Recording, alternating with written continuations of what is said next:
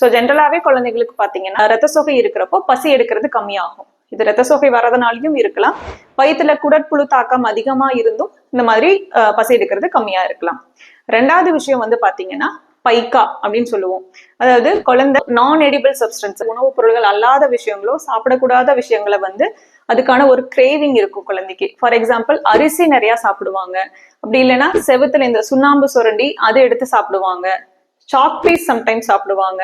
ஒரு சில குழந்தைங்க பேப்பரு, ஐஸ், நம்ம ஃப்ரிட்ஜில் ஐஸ் இருந்ததுன்னா அதை எடுத்து அதிகமா சாப்பிடுவாங்க, சாம்பல் அதிகமா சாப்பிடுவாங்க.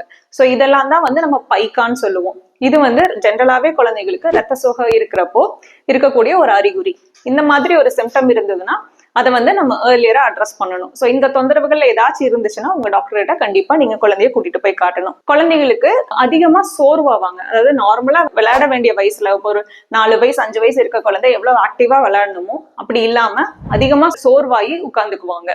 அதே மாதிரி ஓடி விளையாடினாவோ, நார்மலா வந்து அதிகமா சிரிக்கிறது அழுகிறது அந்த மாதிரி டைம்ல வந்து பாத்தீங்கன்னா குழந்தைக்கு அதிகமா மூச்சு வாங்கும், கை கால் வீக்கம் வர்றது, இல்ல வயிறு உப்பசமா இருக்கிறது, இதெல்லாம் ரொம்ப சிவியரா ரத்த சோகை தாக்கம் இருக்கிறப்போ வரக்கூடிய பிரச்சனைகள்.